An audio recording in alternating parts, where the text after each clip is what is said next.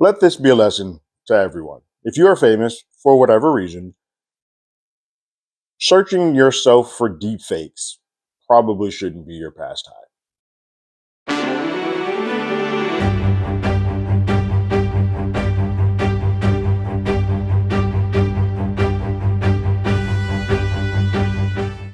Hello, everyone. Terrence here with Hollywood Already Did It. If you haven't already, go ahead, like, share, subscribe to the channel, leave a comment, ring that bell below. Anytime we have something, you will be among the first to know. The second episode of the fourth season of the morning show is here. It is called The Revolution Will Be Televised, and it is a doozy. We get a lot of comeback stories in this episode.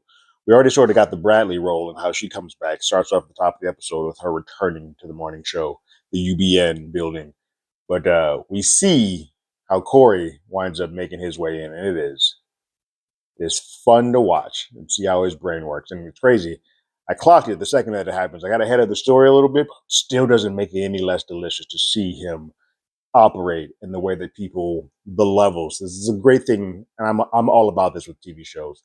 It's a great thing to see how power dynamics can change within one scene. And sometimes it's whoever's standing versus who's sitting. But when you have situations where they're like on the phone from each other, it's great to see how their characterizations and everything completely flip on a dime the second new information is released. But we'll get to all of that. I'm getting ahead of myself. This episode starts with Bradley returning to the UBN building. She is being introduced back. People are saying, "Oh, welcome back, Bradley. Welcome back, Bradley." But her whole concentration is trying to figure out who it is that is messaging her.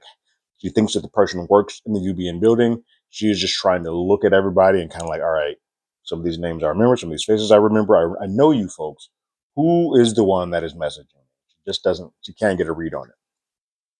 But she does her first episode of the morning show, and it goes bad because they have a moment where they want her to do an apology to the nation about her brother and kind of put the facts out there on public. And so they have a whole thing on the teleprompter of exactly what to read. And she struggles with it. When it gets to the heart of the matter within that story, she struggles with it. And it just comes off bad. It looks bad. Mia realizes it looks bad. Anybody watching realizes it doesn't look good. And that also means that Alex and Corey, who are also watching, are like, oh God, what the hell? Get her off the air before she ruins everything that we have going for us. It's at that point that Alex tells Corey, like, I'm going to Stella ASAP because this needs to stop, or we need to figure out something to muzzle Bradley quickly. She gets to Stella's office and she's ambushed by Celine, Stella, and I believe a gentleman named Sean, who is from, if anybody watches 911, you'll know him from that. Sean is there from legal, and they are there to ask Alex her true nature and what she was truly behind in the defection of Rosa and her father. And was she aware that her father was really on the nuke side of the science team for his country? And she's like, no, I had no idea. Like, I was just freeing this young lady.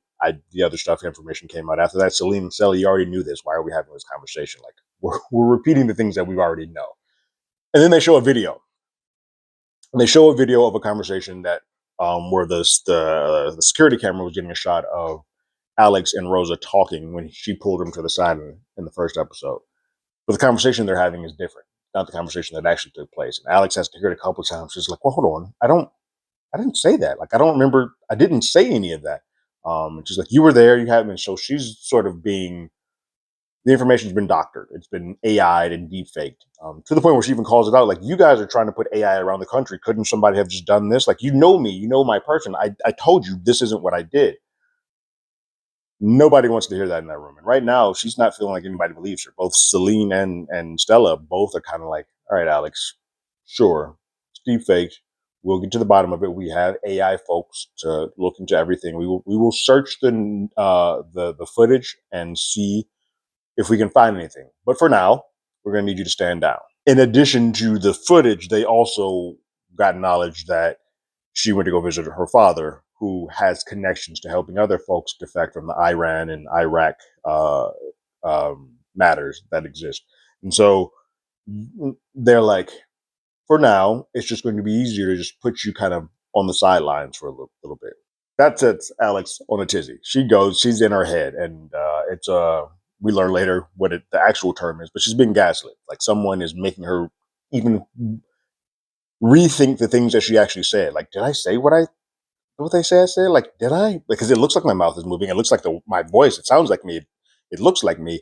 Everything worked. And so she's combing through security footage and she's playing it against the footage that she actually had live with Roselle in the air. She's like, something's not adding up. And she has been in this for hours to the point where time sort of escapes her and she forgets that she's been at this for so long. And so her brain is just doing a million things at once. She's stressing out. This girl is going through it.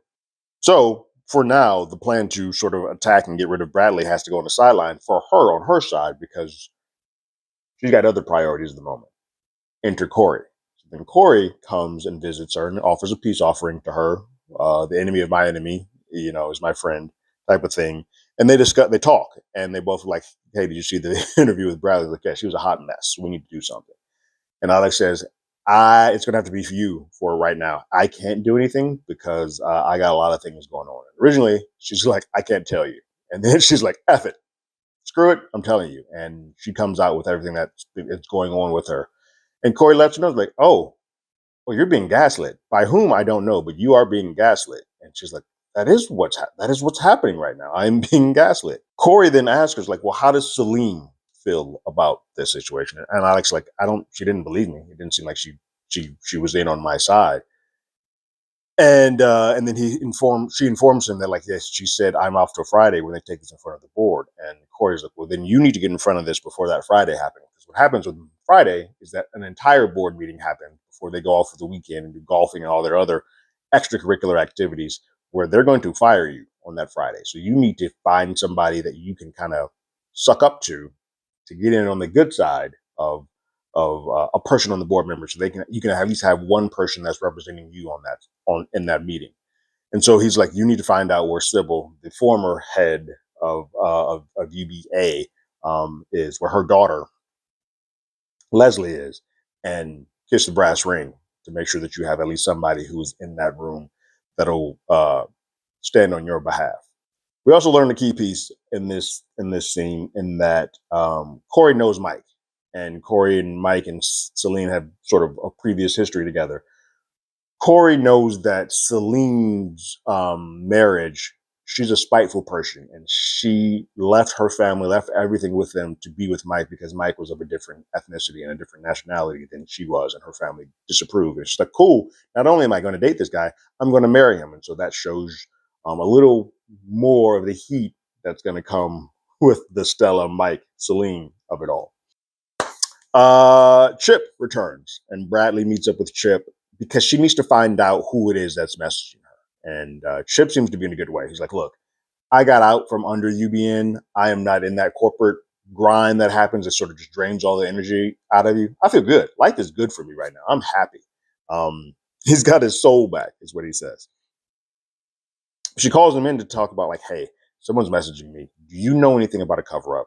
Anything about that existed back in the day at UBA? She informed him, like, I got an informant that I'm about to meet.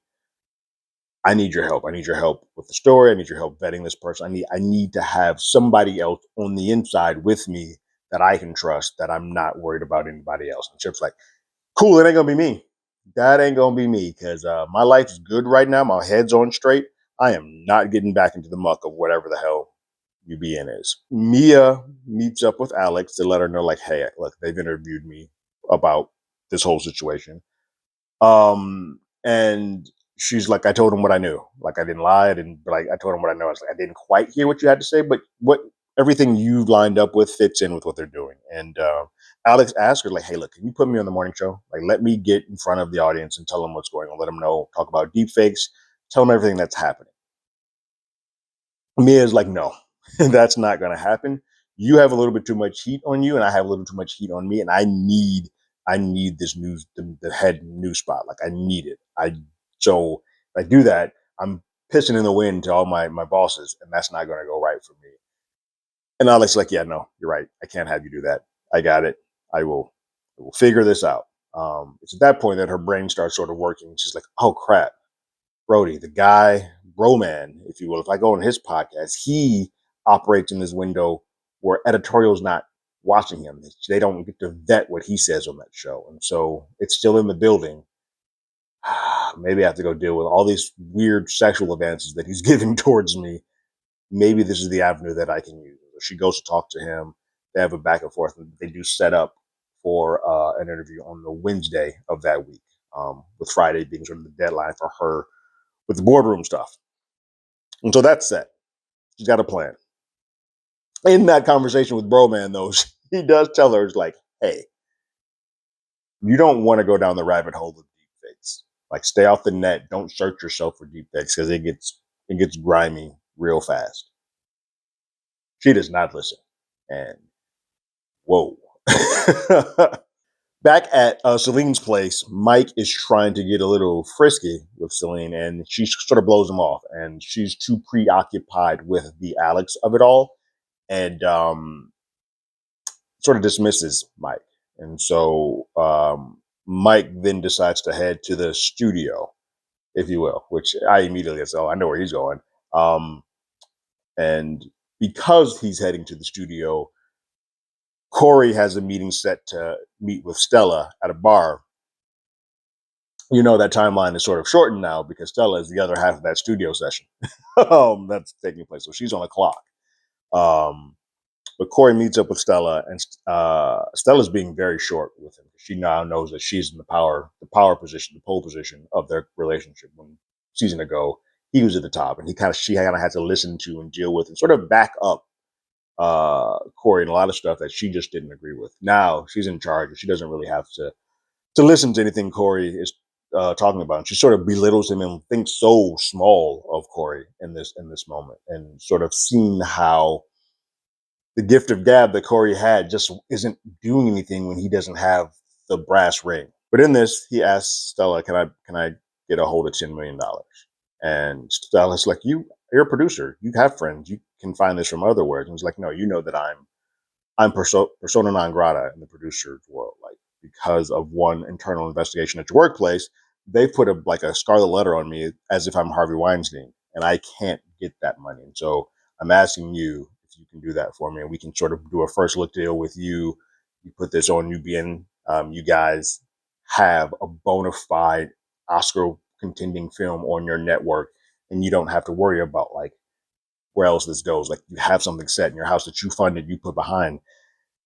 And Stella is clearly preoccupied. She's ready to go get her rocks let off by Mike, and she's sort of flipping her lighter that she has, which is an important piece. Clock that lighter, but she's just flipping that lighter, and knowing that, like, hey, I don't have much time for this. Corey clocks the lighter because before Stella was not smoking. She's like, "You're smoking now? All right, well, cool. I know how the stress of the business. I was in your shoes once." But he says, look, this movie is going to be good for you at UBN because I know everything that's happening at UBN isn't copacetic. Alex came to talk to me. At that point, she realizes, like, oh, okay, you think you got one over on me because of this whole Alex BS. But let me tell you, you are nothing. She is laying it in on the court. Like, you are nothing. You are like the alley cat that is scratching at the door that keeps calling back in. Nobody thinks you don't have the power anymore. And I can see that it hurts. It hurts you to your core that the whole world keeps spinning on without you. You're played out, Corey, and everyone knows it except for you. And she walks away like she's got the big brass balls in this situation. He's kind of just stuck there with egg on his face. Yeah, it's not gonna go well for you in the long run, Stella. So Stella and Mike pillow talk. After and before or during their whatever it is that they're doing, their tryst, Stella lets Mike know that Corey's in town and that he's looking for money. And Mike and Corey go way back. And Mike's like, "Hey, look, I know where the bodies are that Corey has. Like, I can talk to him and get him off your back if you'd like me to do so." This was immediately the point in my brain before the rest of the episode even happened. I was like, yeah, but here's the problem. If you push too hard to Corey, he's going to realize where this is coming from. And when he realizes where this is coming from and realizes that Stella and Mike have something going on, he's going to own the world. He's going to own UB, and he's going to play that card till there's no more playing it. So you have to be very careful if you're going to approach him in this scenario, because you don't want to show the hand that, hey, I'm talking to both Celine and Stella on this back end.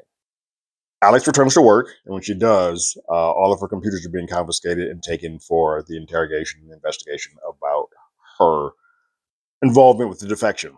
But her assistant finally gives her a read on where Leslie Reynolds is. And so she starts making her way out of the office to kind of go try to meet up with her and have a conversation with her to kiss the brass ring, if you will. But in that, there is a young reporter who is on her tail about a story that she has to have for her father, and it has a deadline. So begrudgingly, Alex says, "All right, you can come along with me. You get a couple of questions, and then I got to go." And so they head off to the car. While they are driving, they get stuck in a pretty big protest. So the traffic's not moving; it's not budging. There's a protest happening.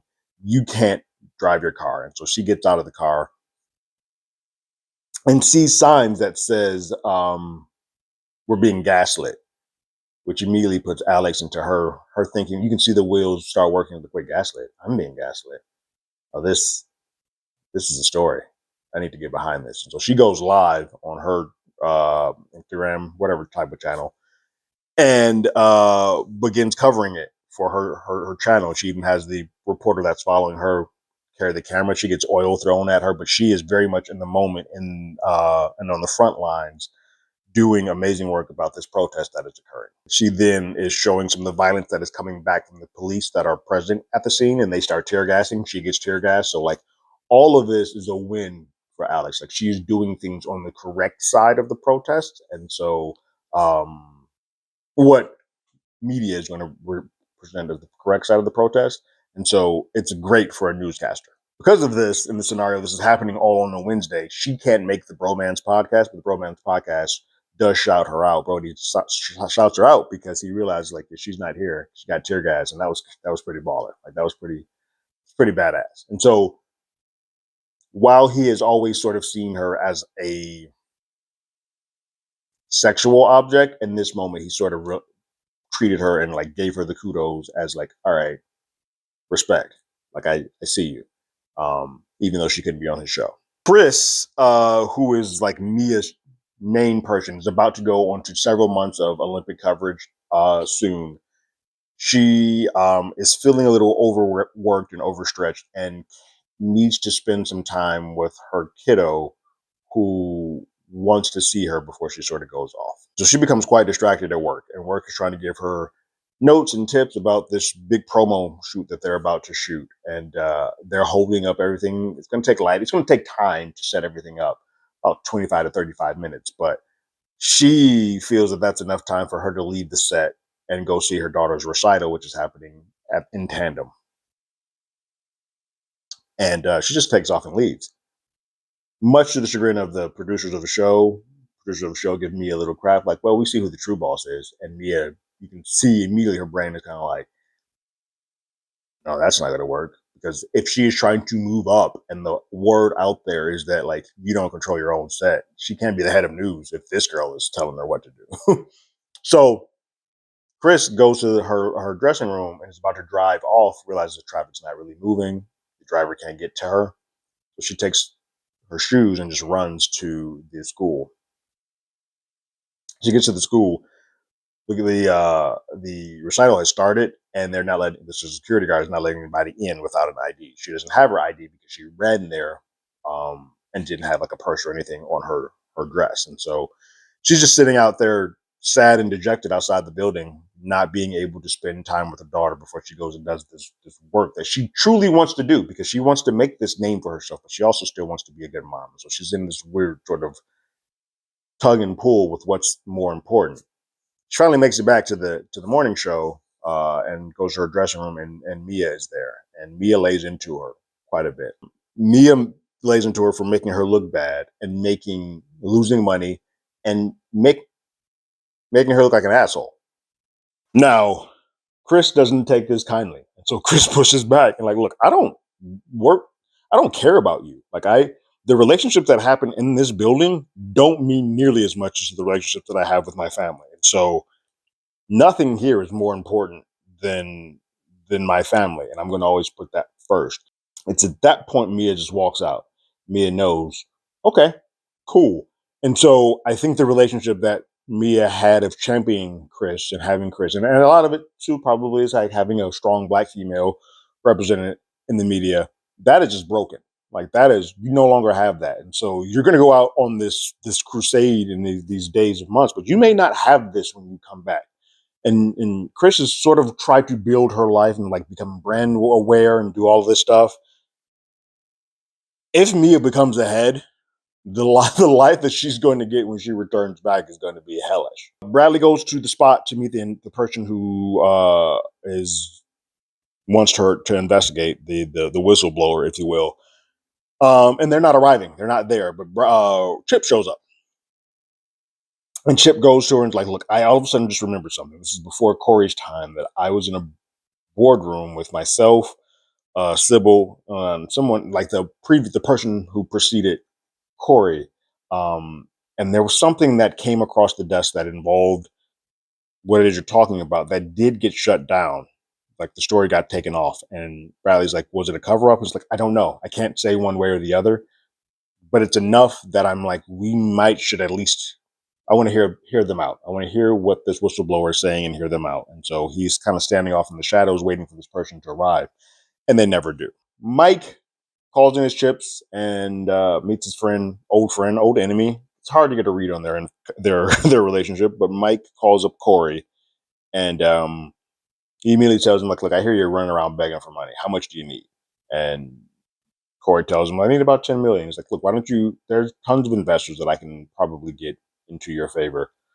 Why don't we go to some of them? And Corey's like, well, why don't we just talk to Sybil? Like, let's talk to her and see what she has. And Mike kind of poo-poos that. It's like, nah, I don't think you really want to have a conversation with the people who threw you out on your ass. Like, UBN's probably not the best look at the way that you want to go. That's him saving face, and that he doesn't want to get into the muck with Sybil and Stella and whatever's happening. Any way that he can sort of stay out of that, because he's doing this as a favor to Stella, and Sybil's going to be like, why are we getting so involved with this? He doesn't want those streams to cross.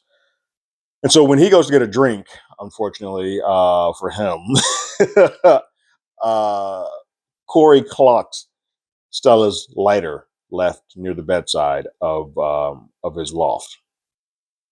Bullseye, and you know immediately Corey's like if we have the Grinch image, I want to put that up. The Grinch image of him smiling like that's what just happened. He knows he now is driving with the Joker. Celine calls in Alex to her office and has a little apology moment, mea culpa, and says that, hey, look, we looked through the footage. The footage was not accurate. It was deep faked, and I sincerely apologize. And Alex is like, thank you, God. Like a weight off of her shoulders has occurred. And Alex is like, who did this? And Celine says she thinks it was the Iranians, but it's being handled. That was too easy of a thing. I don't think it's the Iranians. I feel like Celine probably wanted Alex out. It's going to come out at some point in time that was the case. I think she didn't really have a choice in putting Alex back in the mix based on the conversation and her leading the interview with the protest and then going on the morning show subsequently, which we'll talk about in a second. Afterwards, I think the groundswell for Alex was a little too big to like sort of poo-poo her anymore. She didn't stay on the sidelines like they wanted her. And I think if she had stayed on the sideline, it would have been easier for Celine and them just to get rid of her. But that couldn't happen. So Alex then goes on the morning show with Yanko. Glad to see that he's still around. I was a little nervous in that first episode. And Bradley to go talk about the protest. And she shows some of the footage that she had. Bradley gets preoccupied by the logo that's on the shirt of the lead protester that Alex was talking to. And she goes to her phone and sees that one of the photos that the whistleblower sent her had the shirt of a person wearing that same logo. And so she knows that, like, hey, whoever I'm talking to is a part of this movement, is a part of this protest. This is one and the same. These stories are connected. At that point, the Chip calls and like, hey, I just remembered something. And looking at the way that this person is texting you spells the word valor, they spell it with a U, which is not an American way of doing so. I remember that there was another person in that room when the three of us were having that conversation about that story getting shut down. it turns out that it was Claire Conway, who was an assistant at that point in time. Your old Claire Conway, who was an assistant to you, Yanko's old girlfriend, who started a lawsuit about the death of her close friend. She's a big Bradley supporter. This is who she is. And then she's like, well, hold on. If that is her, she's in trouble because she would have come to see me. Where is she? And like, she's a part of this protest. She may have gotten arrested that time, Chip.